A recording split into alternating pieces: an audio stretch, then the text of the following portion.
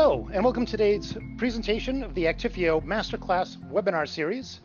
Before we get started, to ask us questions today, please use the question tool you'll see in the GoToWebinar UI. We will be answering almost all the questions in line as they come. I may hold a few for the Q&A session at the end if it's going to require a more in-depth answer. We do have an upcoming live remote class, and that is our SCI administration class, and that will be from July 23rd through the 27th.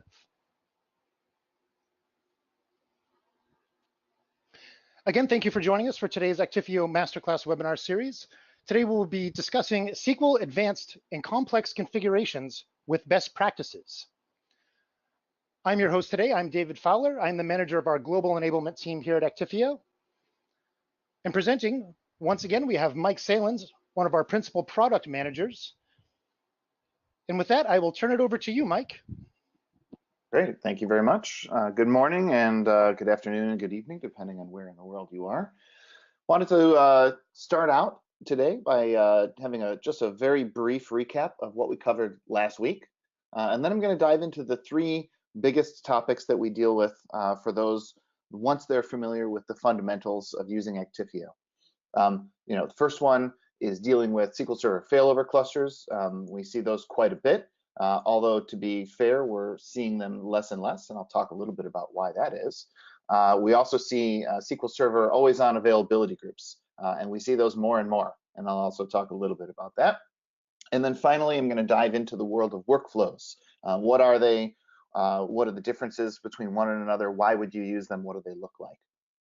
So starting out with, let's just touch on what did we talk about last week. So last week, I went through the fundamentals for SQL Server. I talked about data capture, the mechanics of how it works. I shared quite a bit about some of the underpinnings inside the Actifio appliances, how it stores the data, not just how it captures it, and what makes us fairly unique in the marketplace as a result of the way we store that data.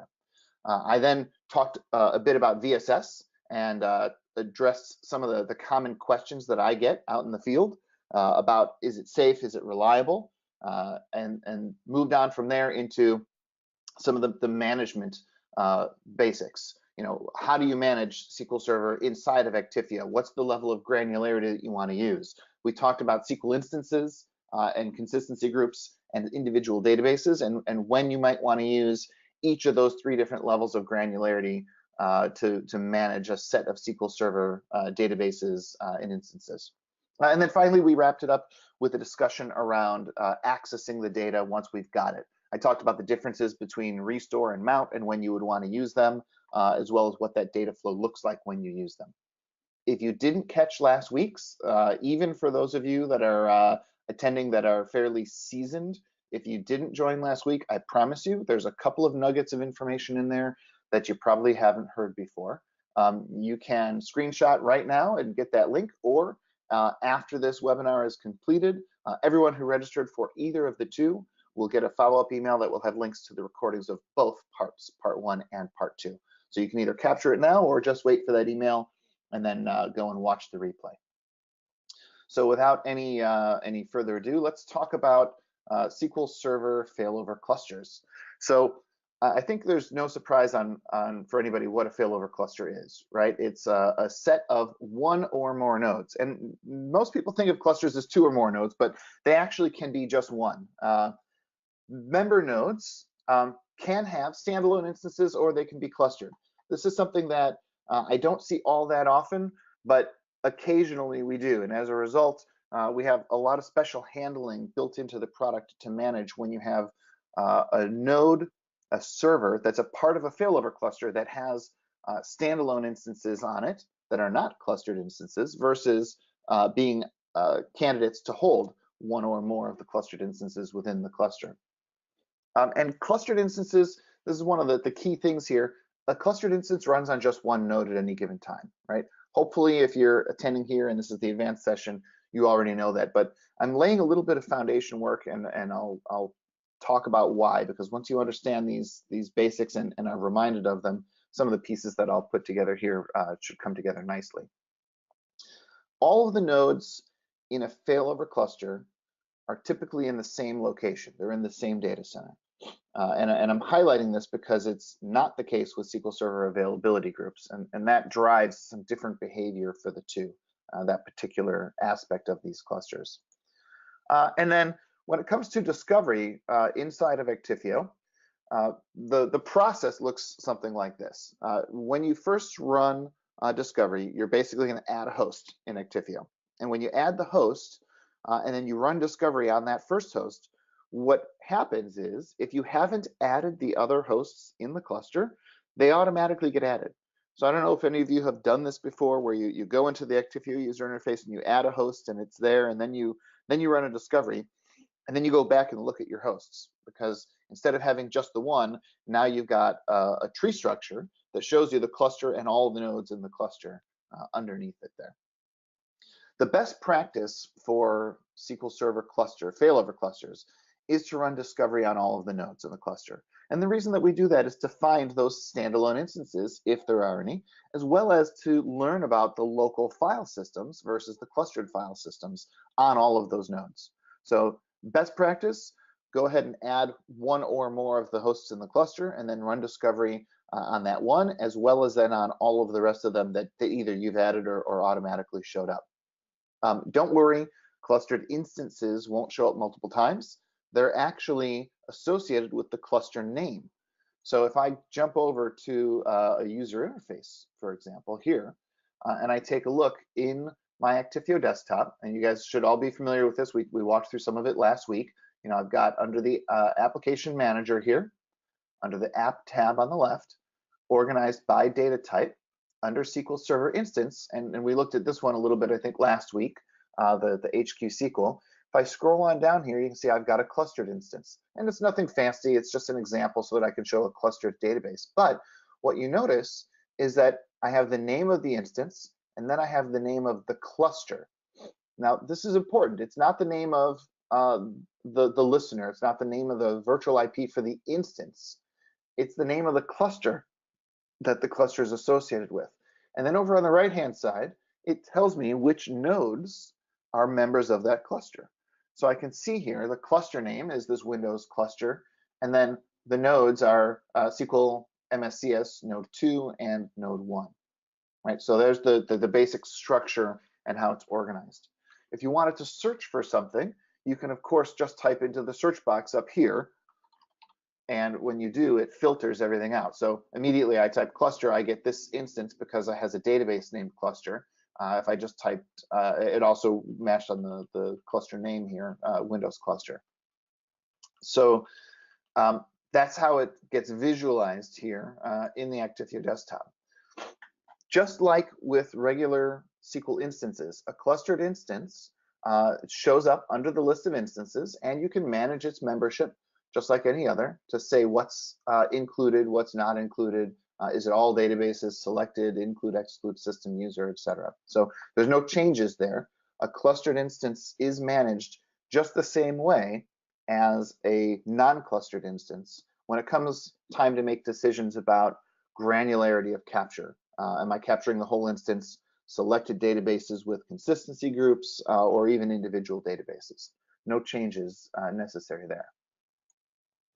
Now, and of course, as always, I'm speaking a little bit ahead of where the slides are going. So when Actifio is configured to discover and then back up from a SQL instance cluster, we have to be aware of the fact that it's a clustered instance, because there are certain tasks that are going to be performed that need to behave differently. So for example, when I run backups, you know, the question often comes up, what do I need to do differently for a clustered instance versus a non-clustered instance? And in this case, running a backup, the answer is really I don't need to do anything different when it comes to cluster disks and cluster resources. For example, as you all know, when we run a SQL Server backup, Actifio actually presents disk to the SQL Server, and then it takes the VSS snap and then it copies the data from the VSS snap onto the Actifio disks. So a reasonable question to ask is, are those disks part of the cluster? Do they have to get added in? Are there any dependencies on them? And the answer there is no. They don't have to be. And the reason they don't have to be is simple. And again, I'm going to try to take the approach of giving the explanation of why at every step of the way, so that if you have additional questions that come up, you might be able to even answer them yourself. And the answer why here is very simple. You look at what are the rules with SQL Server clustering about disk access. And the rule is that any processes running as part of the cluster can only access disks that are also part of the cluster. So if you look at the SQL Server engine, the SQL Server processes that's running, the SQL Server service, it can only access databases on disks that are a member of that cluster. But Actifio is not using the SQL Server engine to do data movement for our backups. Instead, we're taking that VSS snap, and then our connector does the incremental forever copies. The connector is not running as a SQL cluster resource. It's just a standalone service. So it can read the data from the VSS snap, and it can write it to the Actifio mounted disks, and therefore we don't have to add those disks into the cluster. Transaction log backups are actually just the same way. And you might say, well, why is that? Because a transaction log backup actually is SQL dumping the data. And the answer to that one is Microsoft has built into the backup process that a target can be external to the cluster.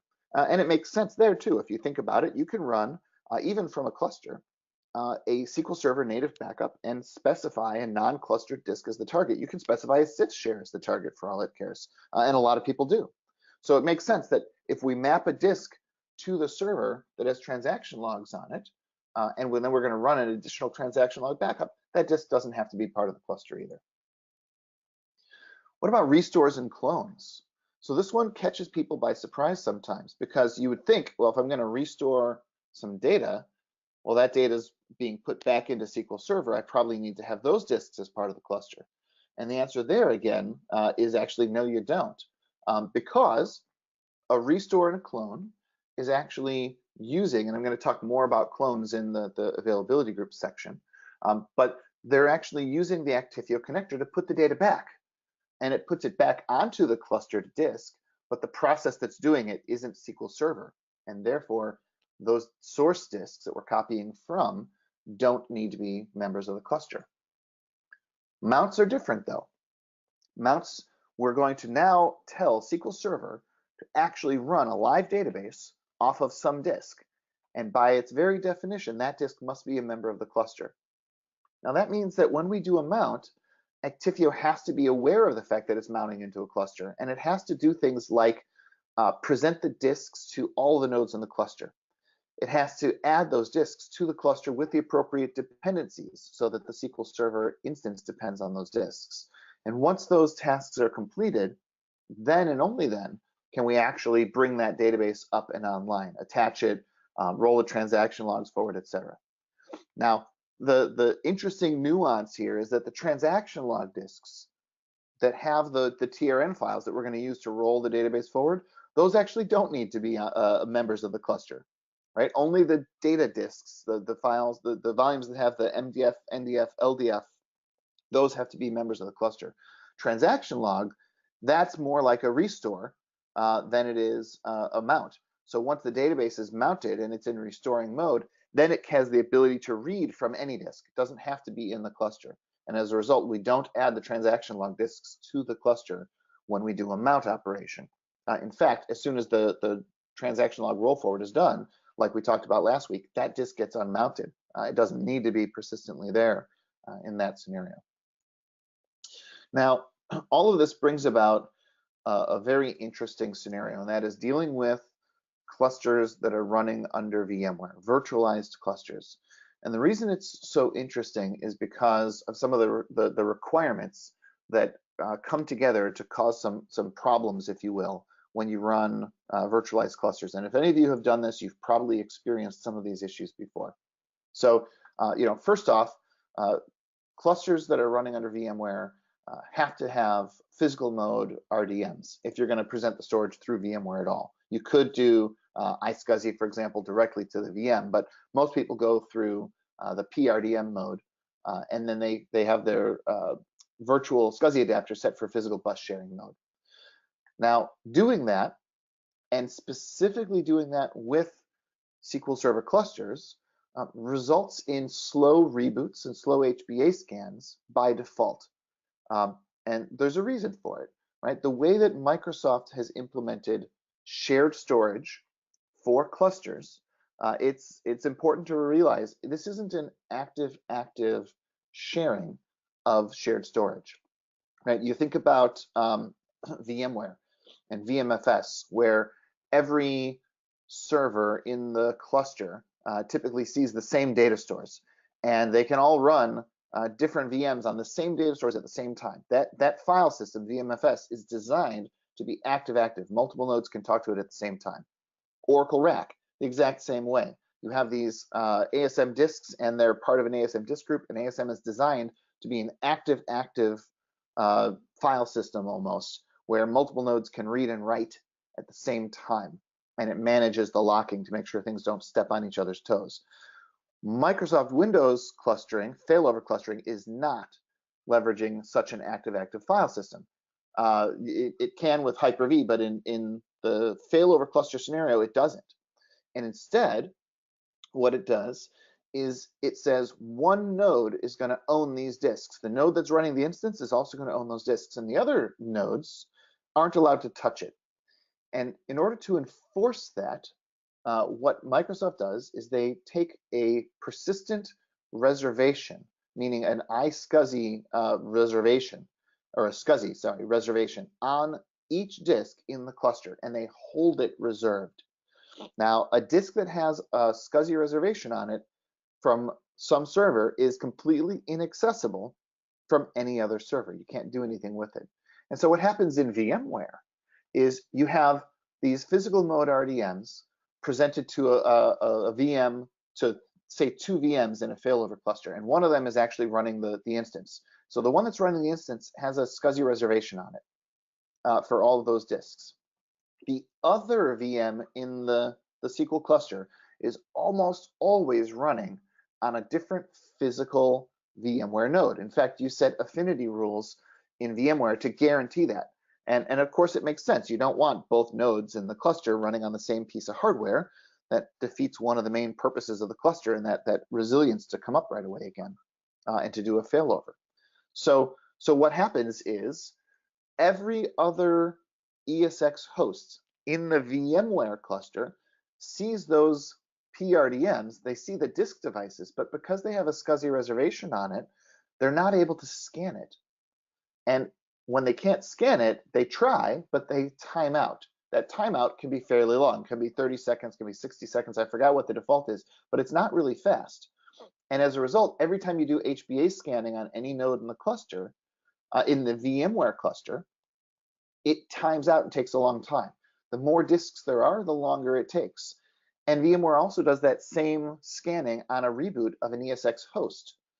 So the solution to this is to use a setting that VMware introduced not that long ago called perennial reservations. Perennial reservations mean you're telling a specific VMware host that a specific disk is going to have a persistent reservation on it. Don't try to scan it. Just don't even bother. You know it's going to time out. Don't worry about it. Ignore that disk when it comes to time to scan.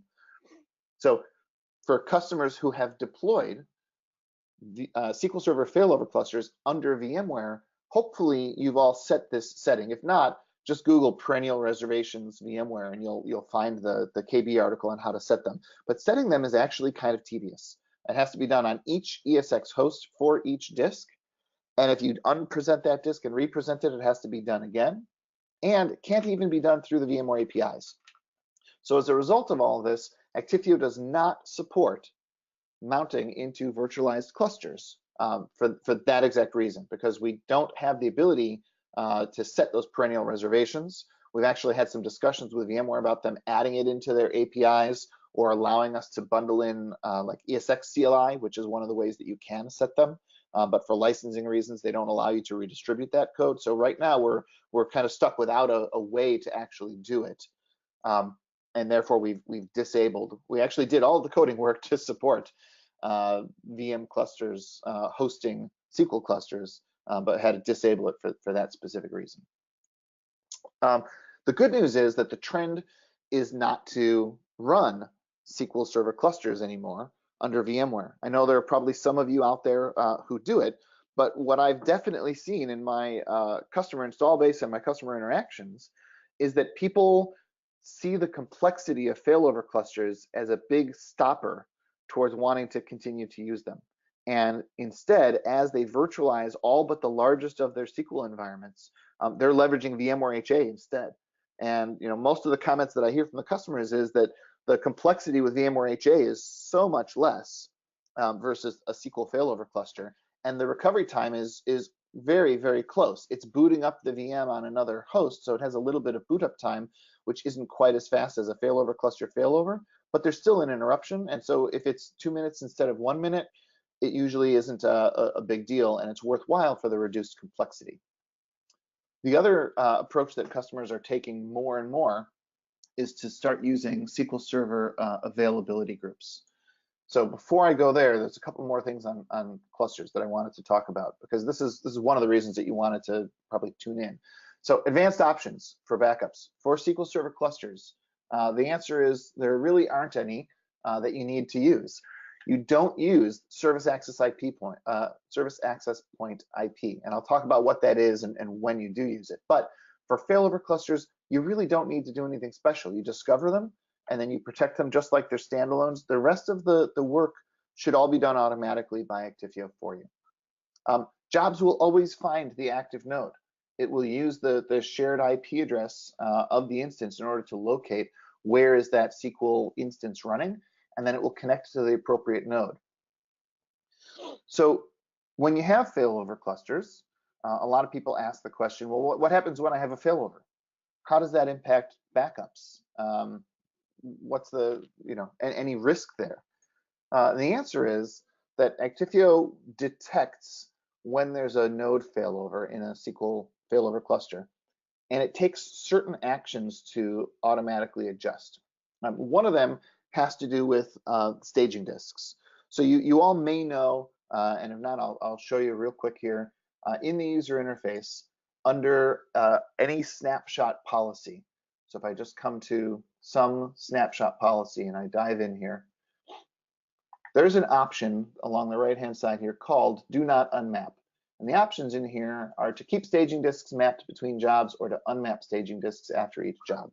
And a lot of people don't always pay attention to this option, but it is kind of an important one, and it has some repercussions. If you say keep staging disks mapped between jobs, what it means is that disk that we back up onto remains visible to the server even in between jobs. It doesn't remain mounted. You don't see any drive letters or mount points that give you access to it. But if you looked in Device Manager, you would see the disk devices. Now, the reason people do that is because it makes the backup jobs run faster. If you don't have to present the disk, scan for the disk, and then assign it a mount point, and then at the end, remove them, and not just remove the mount point, but remove the disk and then rescan to confirm that it's gone, that makes your jobs run a little bit quicker. On the other hand, leaving it mapped all the time also consumes towards your maximum disk count, which servers have. So for very large environments, usually people don't leave the disks mapped. For intermediate sized environments, they do.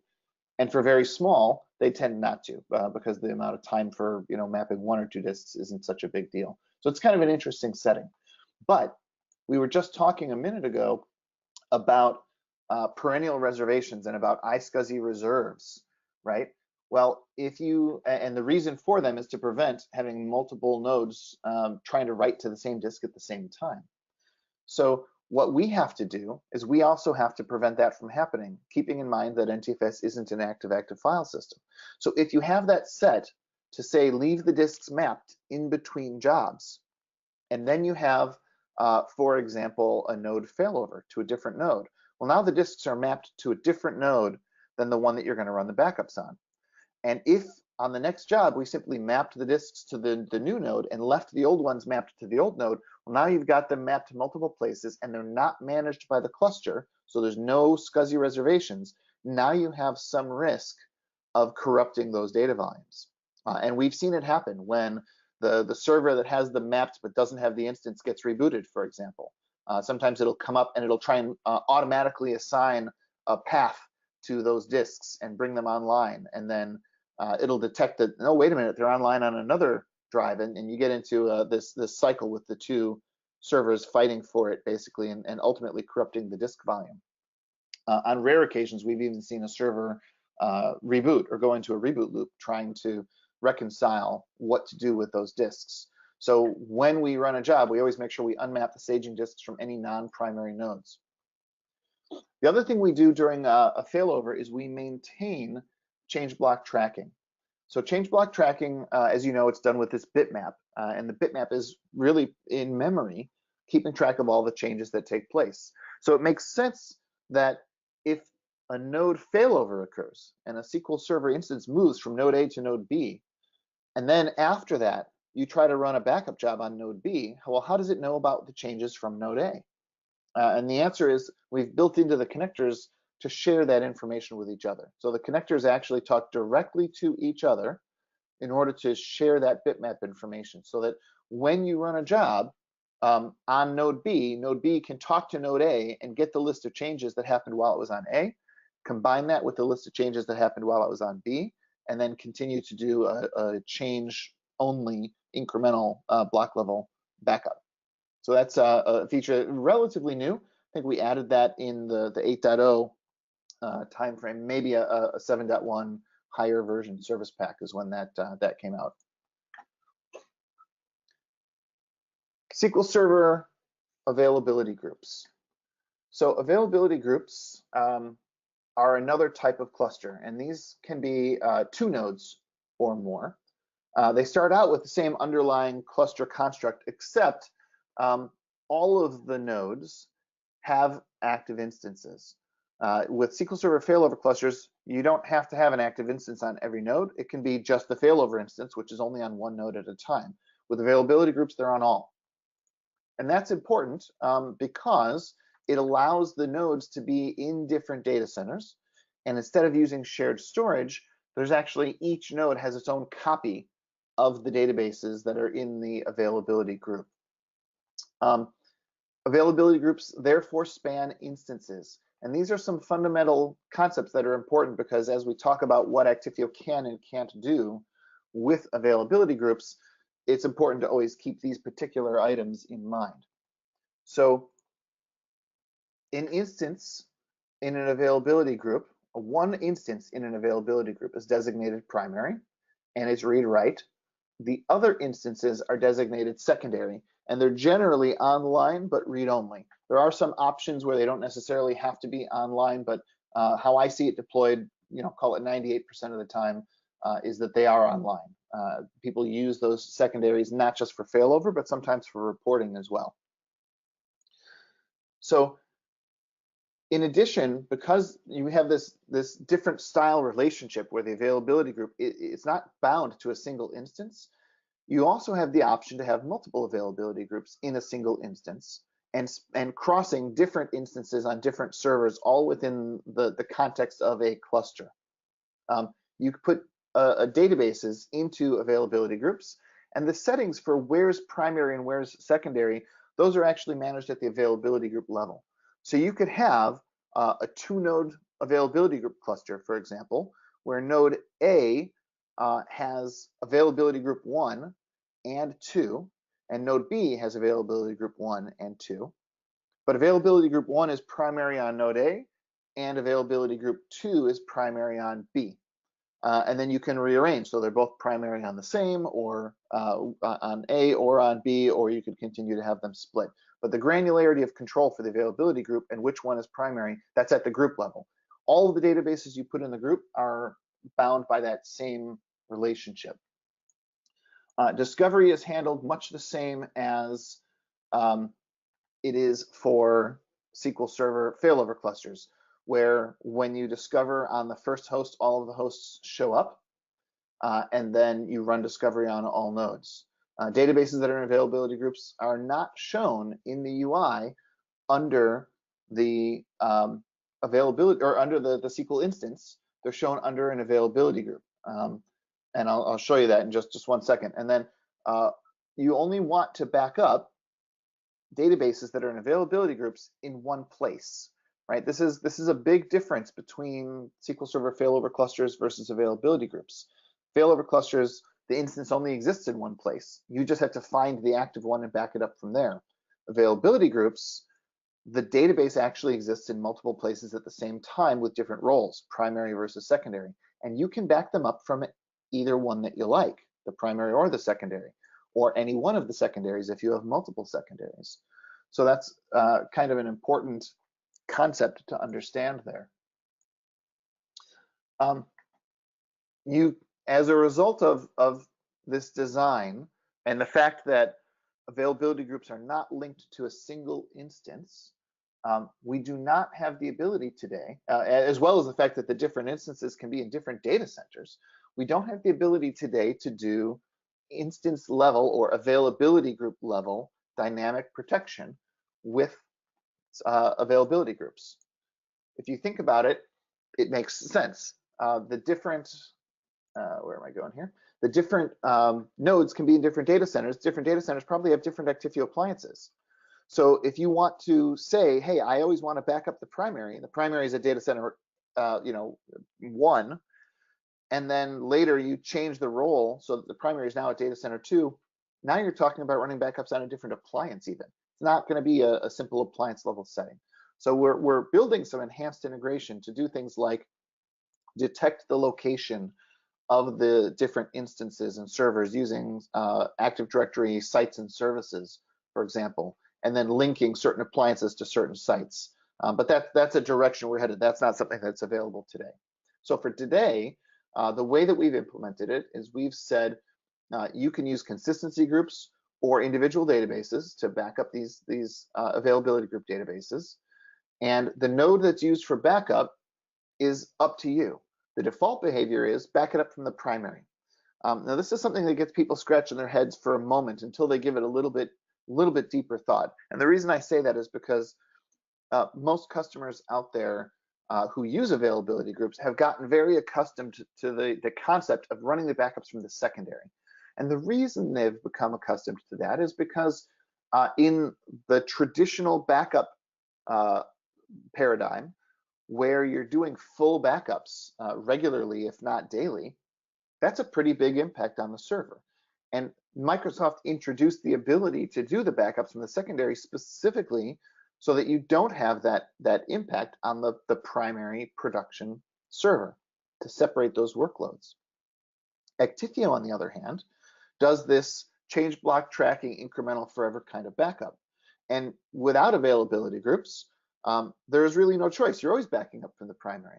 So the fact that we've made it such a lower impact and that you can run it without impacting production to us means go ahead and back it up from the primary if you like. We don't have any problem with that.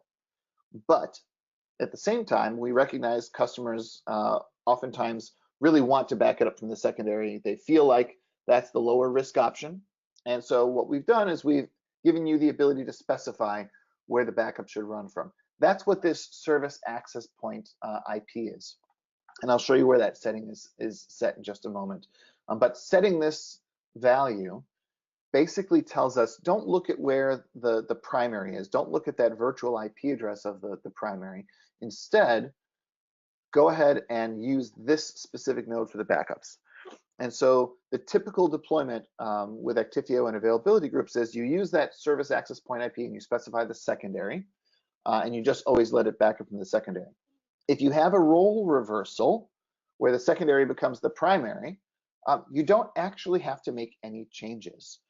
Most often those role reversals are temporary. You did it during the maintenance window of some sort anyway.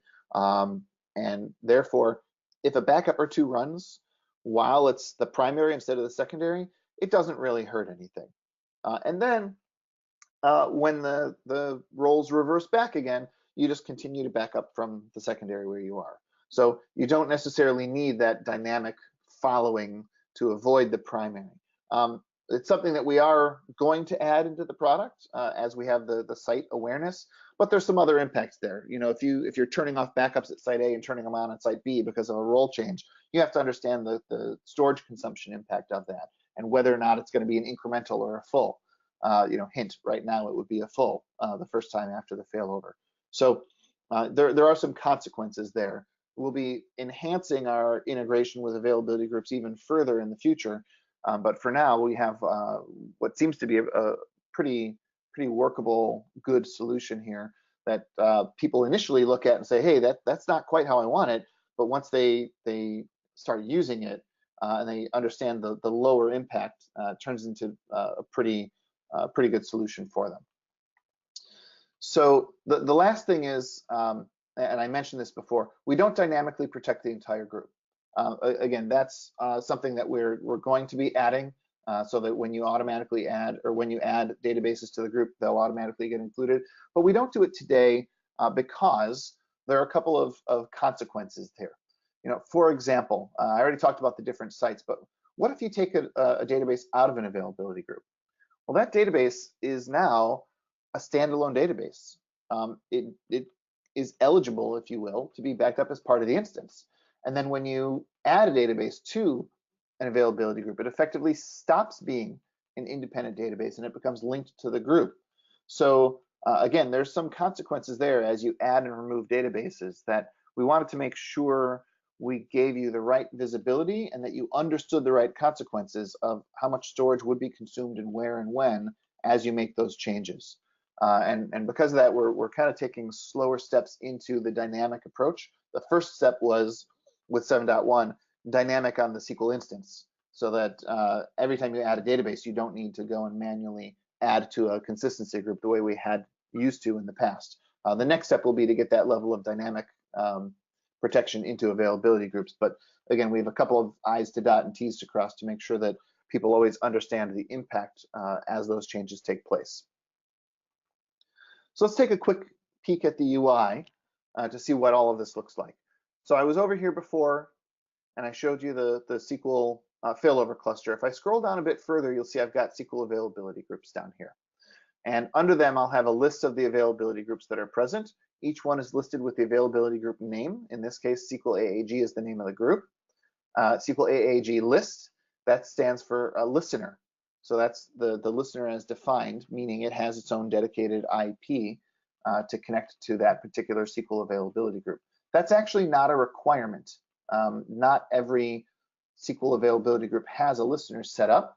If there isn't one set up, we just list the cluster name here instead that it's running on. If there is a listener, we list the listener. And then the databases, they can be backed up individually or as part of a consistency group. Usually people go with a consistency group. In this particular test environment here, I just have a single one and it's protected as part of an individual database. It's not as protected as part of a consistency group. You can ignore this one. This is just something that somebody stood up as a part of another test. I'm in a shared demo environment here. If I go to a particular database or a consistency group and I go to advanced settings, this is where I get access to those settings that I was mentioning before, the service access point IP address. And you can see I've got one in here that's defined. You also can see in the left-hand side here in the background that when I selected the database, it doesn't just show me the appliance IP address, but it shows me the other, sorry, not the appliance, the cluster name, SQL AAG CL, which doesn't match the listener name, right? But it also shows me the nodes. So it shows me all the nodes that are available in that availability group. And then further down under network name, it shows me the listener if there is one, as well as here's the network IP I was thinking of before.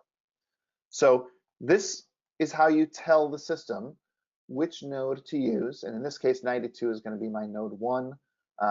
93, I think, is going to be my node 2. And then 94 is going to be my listener. But this is how I tell it where to run the backup from. And this one is a fairly recently added option, use service IP for restore. What that does is it changes our historically default behavior for restores for availability groups. So I've got a whole topic to talk about for restores for availability groups here. And specifically, when you do a restore of an availability group, we have to, what you basically want to do is you want to get the data to all of the nodes because they all have their own copy, right? So the way that we did it in the past was we connected to the primary always, not to where you ran the backup from, even if you ran it from the secondary. And on the primary, we basically evicted the database on the primary from the availability group. We did a restore, and then we rejoined it into the group in a way that forced it to resynchronize the database to the other nodes. Now, while that approach works, it's really not ideal, especially in a larger environment. So what we've done is we've added a better way, and I'm going to talk about this topic next. That's the clone topic. You see the next header show up there for a moment. The idea here is, rather than having SQL Server recopy the data to all the nodes in the availability group, it would really be ideal to go ahead and restore them from the local appliance in each location.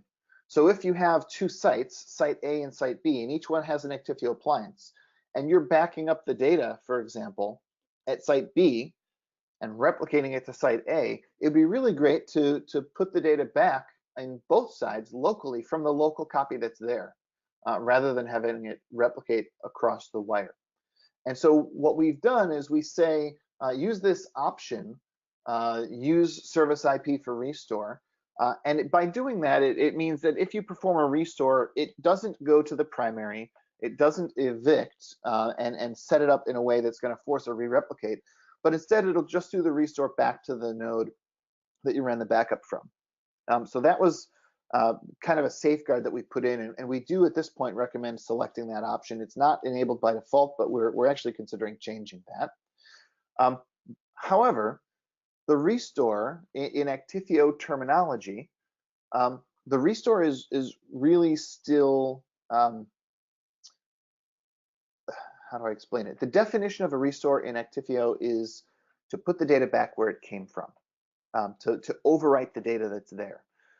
Most backup software that you deal with, you use the word restore and you choose where to restore to. But in Actifio, the concept of putting the data back to somewhere different than where it came from, that's what we call cloning. So fairly recently, in the 8.0 release, we added the first generation of this clone feature. And it was specifically for availability groups. And the way that we've implemented what it does is it allows you to pick any target that you want, and it copies the data from the Actifio disks to that particular target. And by using this approach, it's effectively saying, I can, at site A, do a clone onto the SQL availability group node at site A, and at site B, I can also do a clone from that appliance to the availability group node at site B. It doesn't matter if we're doing the copy from the original appliance that was used for the backup, or if we're doing it on the appliance that has a replicated copy of it. It works just the same on both. And so as a best practice for SQL Server availability groups, we usually say just use the clone feature rather than restore. The only time you really need to use restore or might want to use restore is if you want to save one step, and that step is overwriting or deleting the source database that you're going to basically restore over. Restore knows it's overwriting something, so if it sees the database is still there, it'll actually delete it.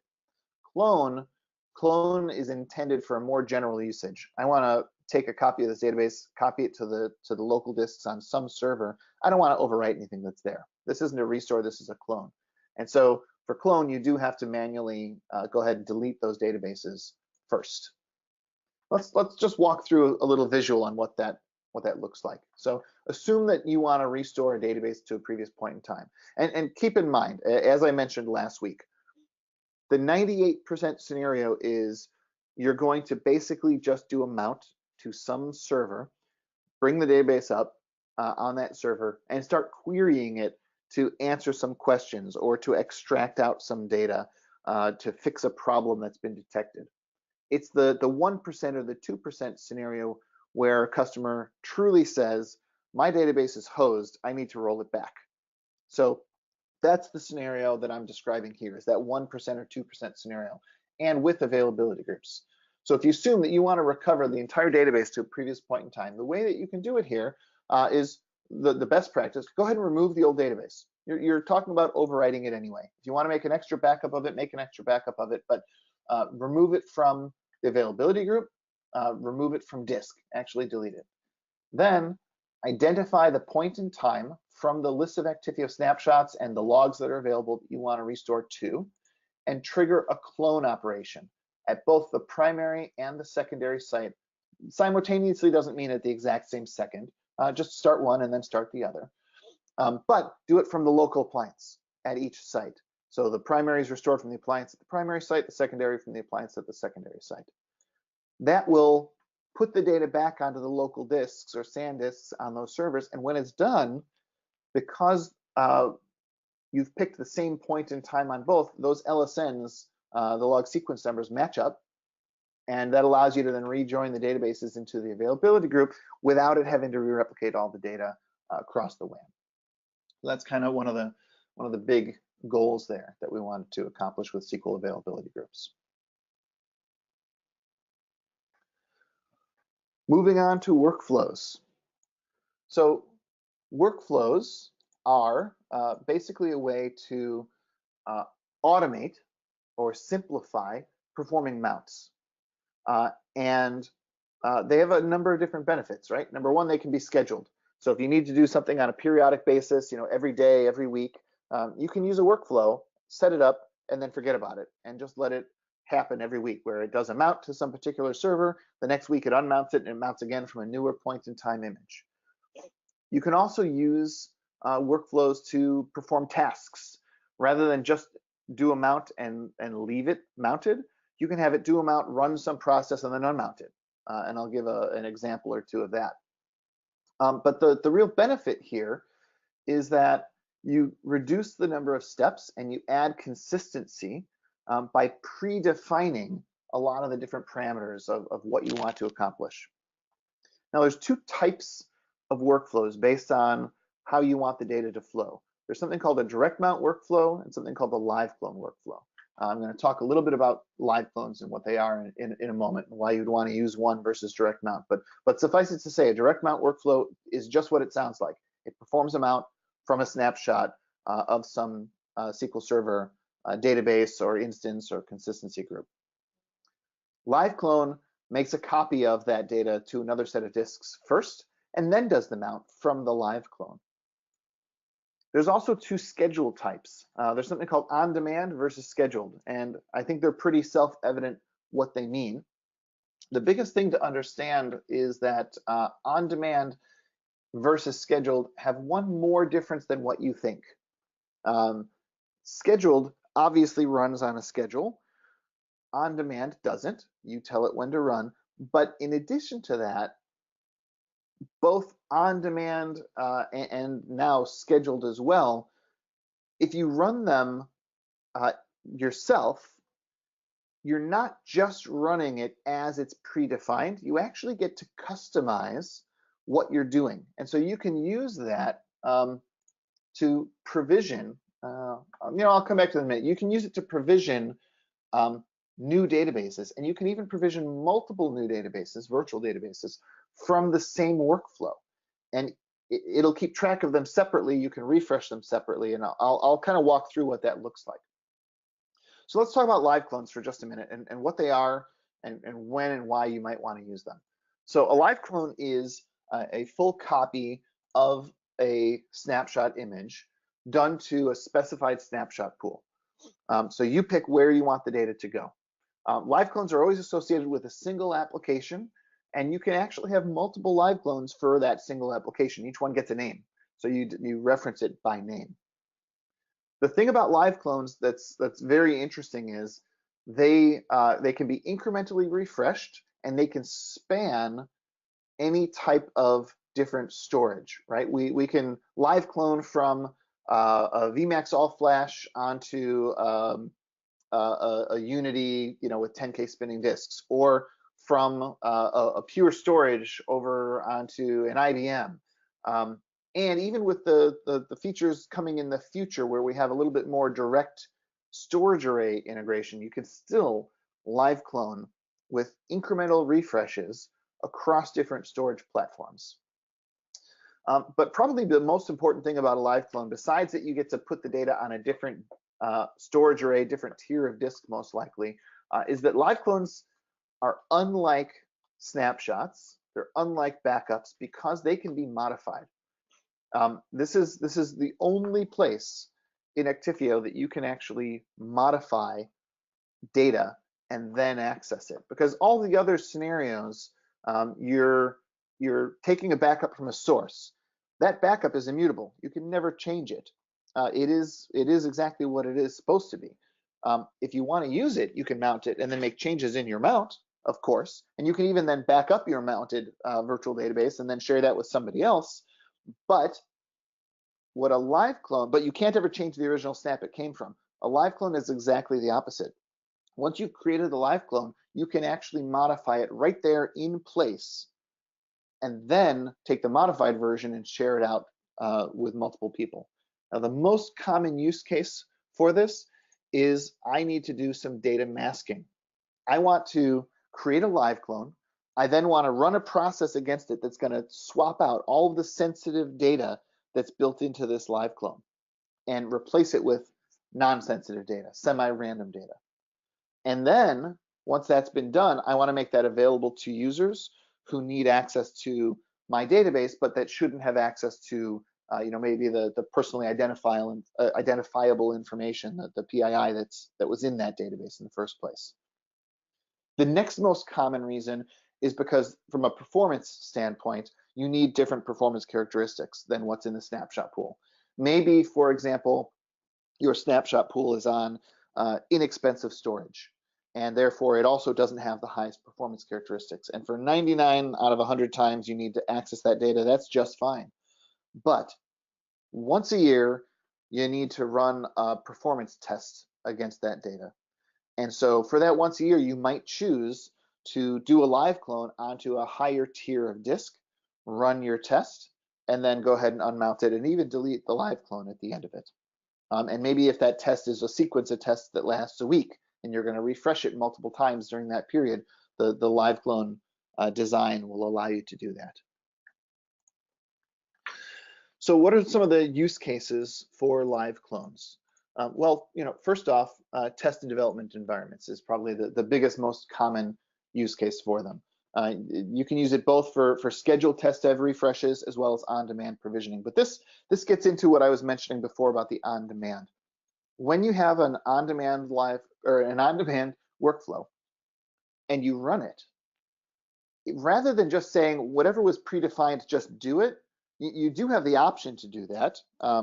But most often, you take advantage of the fact that you can make a change or two. So 5 different users, for example, can use the same workflow on the same SQL instance to create 5 separate test environments. And each one might even have different databases selected in them, and they might be on 5 different servers. And each one of those test environments is given a name by the person who runs it. Once that has been provisioned, the same users that created those test instances can go back into the same workflow, and instead of saying, hey, I want to provision another one, they can say, I want to refresh my existing dev environment that I just created. So they can say, here's my list of the different test environments I created using this workflow. Pick one, pick the point in time that they want to refresh to, and the system remembers all of their options from the first time they provisioned it. They remember what server, which databases, any other parameters that were specified, and it'll use those same ones and just refresh it to the new point in time that they've selected. The other big test dev use case is for data masking. So I mentioned you can use live clones for data masking. That's the storage side of it. The orchestration side of it is workflows.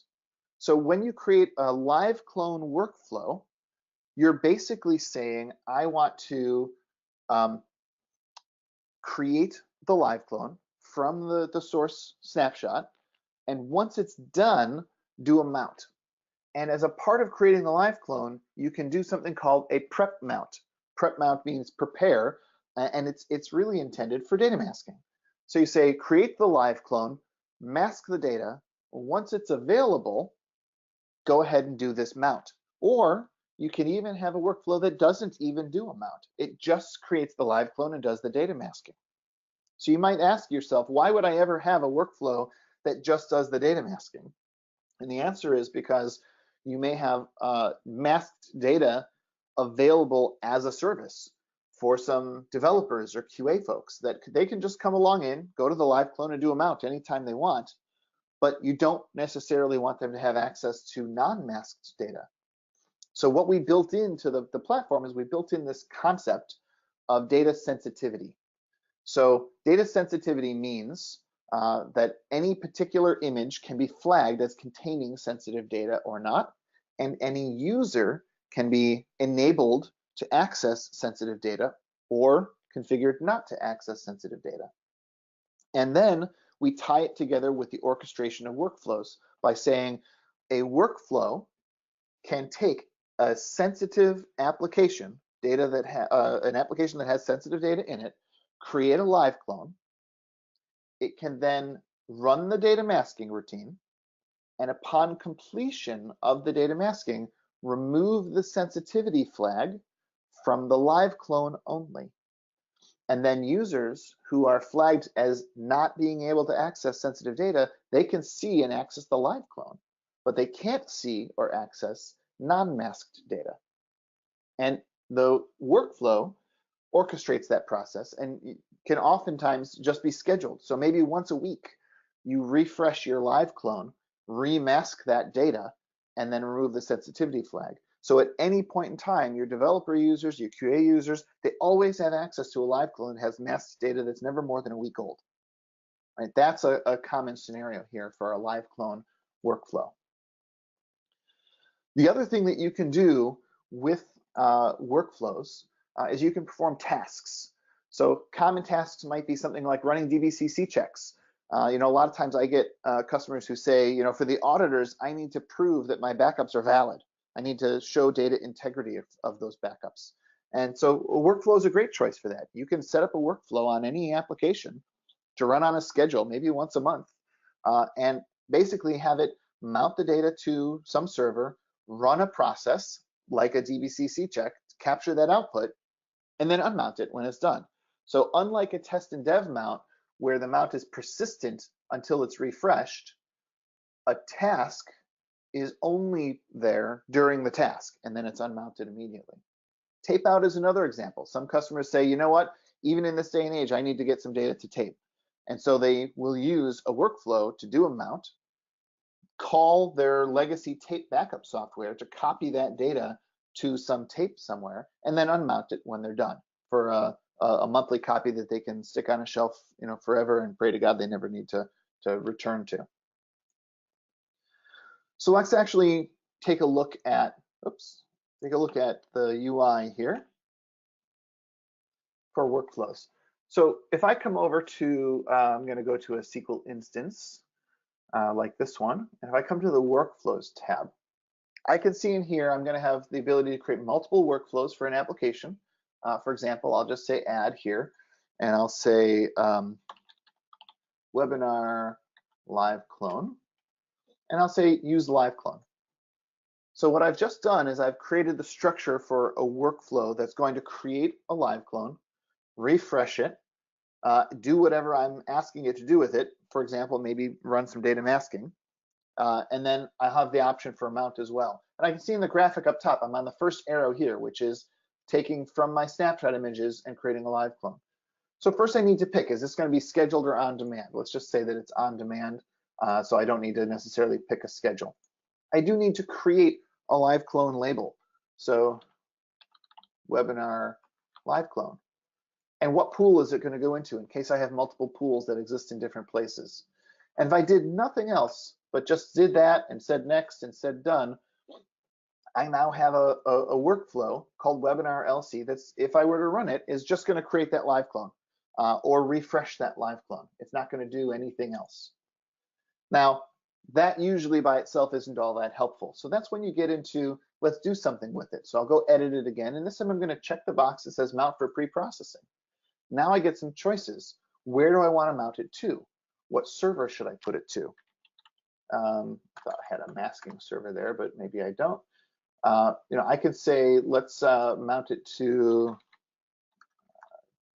demo SQL 11 is one of my test servers, for example. And I can choose, the driver, the mount point where it gets mounted to.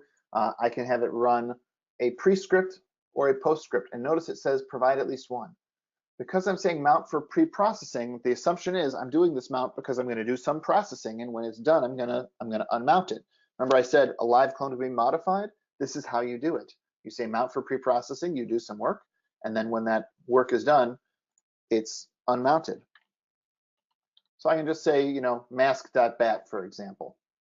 And then I get to choose, should this be an app-aware mount? And for people who've been using the product for a while, you're familiar with that term app-aware mount. For people who haven't been, this is something that we used to reference when we added the ability to integrate with SQL Server in the first place, and Oracle to actually bring databases online. There was actually a time when we couldn't do that. We just presented the disks and you had to go attach them on your own.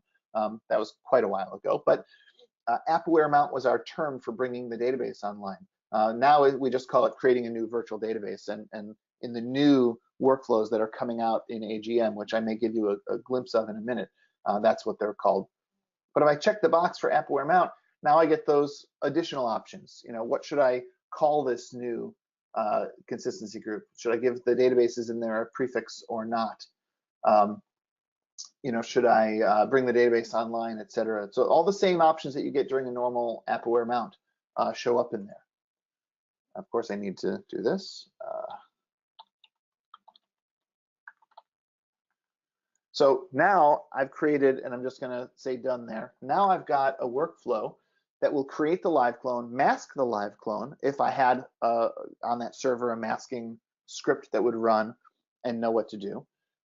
And then that's it. It wouldn't do anything else because I haven't defined anything else. If I go back in and I edit it again, there's one more flag I didn't talk about. See this here, mark data non-sensitive? If you check the box, it does just what you think it does. It takes a sensitive image and it makes the live clone from it non-sensitive at the end. In case you're not familiar with sensitivity, if I just come over to any image anywhere and I have the right privileges, I can say this image, maybe this one right here, this contains sensitive data. So I can say mark data sensitive and do it. At this point, I get the lock icon here, and any user that doesn't have access to sensitive data wouldn't even see this image. Any derivative of this, so if I create an app-aware mount from this, that app-aware mount becomes sensitive. Any backups of that app-aware mount become sensitive. Any live clone that's using this as a source becomes sensitive. So the sensitivity flag gets inherited all the way down the chain from any derivatives. You can also choose to make an image non-sensitive. So what the workflow does is if this application was sensitive, for example, and all these images were sensitive, the live clone would of course be sensitive as well. The workflow would then run the masking routine and then remove that sensitivity flag. That's the concept behind this. Now, the page I've been skipping over, this is the mount page. So if I go next now I come to the mount settings page, and you see the second arrow is highlighted now. This arrow is the same as if I had said a direct mount, which is using the one on the bottom. These two are effectively the same. The only difference between them is the source data. If I'm here, my source is the live clone.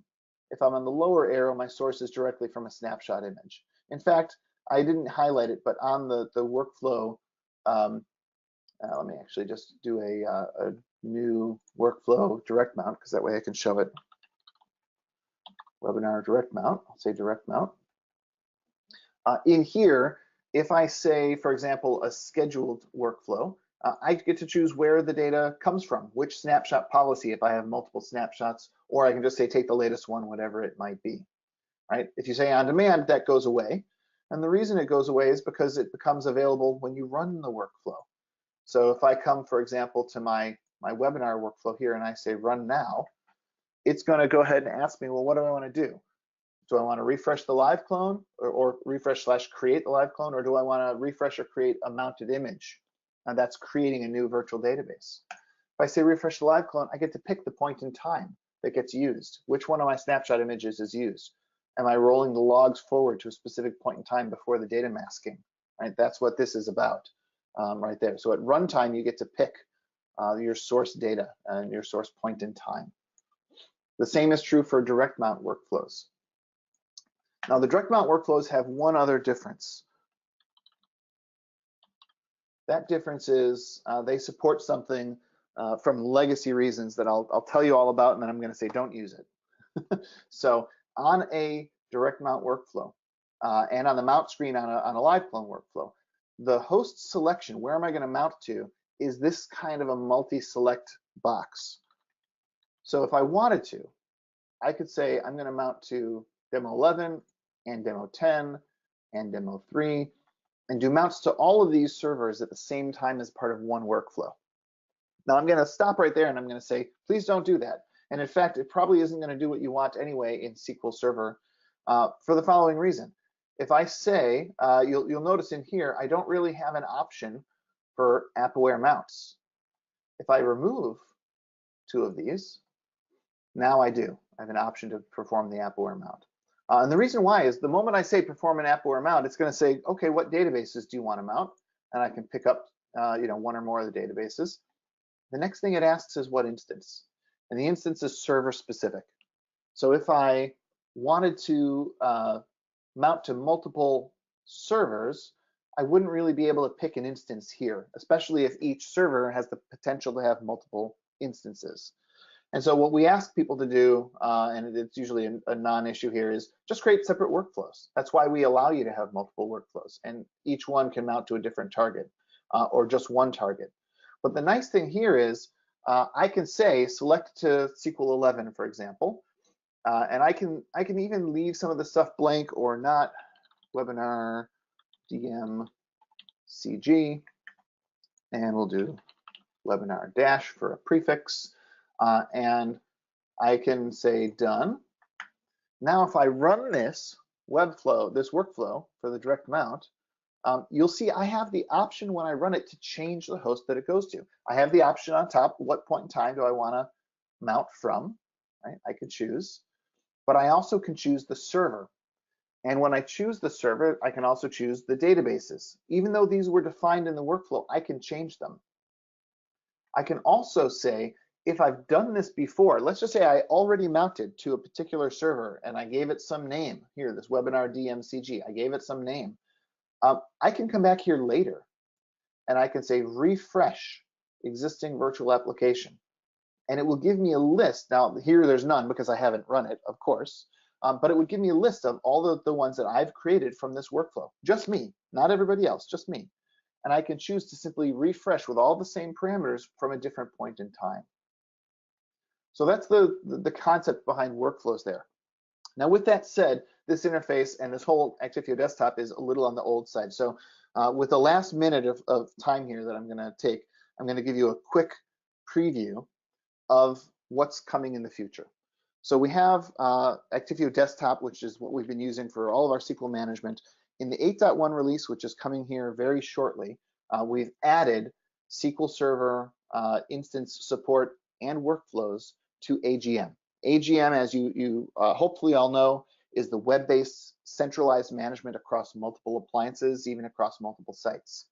So in AGM, like I am here, I have my application manager, and here it's a single steady list that's filterable.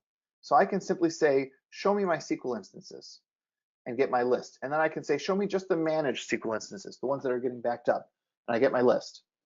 I can come back right into any one of these and I can say manage, for example, manage SLA, and it's going to show me that screen that I saw in desktop where I pick the template and the profile. It's going to show me a graphical representation of what policies are there. I can do my run now from these just like you can in desktop, but I also get my database inclusion rule listed here. So I can say how it's been defined. I can see just the same things like I did in the past. On the Actifio desktop. How do I want it to be set up? Do I want it to include everything, just system or user, or include or exclude selected databases? So it's the same functionality, a prettier face. I also have the ability to do workflows. So I have 2 ways to get to workflows. I can go workflows on a particular application, which is what I just did. Oh, I picked one that doesn't have any. How can I find what workflows exist? Well, in Actifio desktop, I have to know the application first, and then I go to the workflows. Here in AGM, I now have a new global workflows list. So I don't need to know what application has the workflow. I can send a user to the workflows list directly. They can filter and search by name or by type, and they can pick a workflow. From the workflow, they can do edit or run now. And I'll pick one to give you an example of some things that we've simplified a little. I'll go to a scheduled live clone, and I'll say run now. And now what I'm going to get is I'm going to get a new view that's designed to ask you the important questions up front. Do I want to just run the scheduled version as if it was now, or do I want to run it with some customizations? And if I say run with customizations, I get the same options I saw on desktop. Am I refreshing a live clone, or am I doing a mount?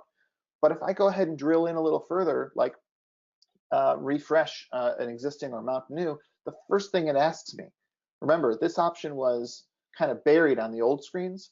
On the new screens, it's right up front. What do I want to do? Refresh an existing one?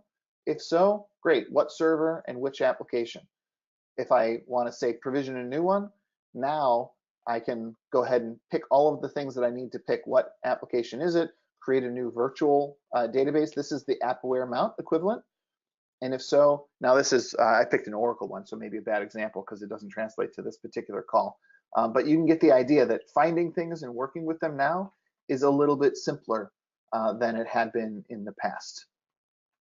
So that is going to conclude our presentation today. If there's questions that have come up, I'm happy to address those. We do have, well, one and another one just came in, so we'll get started.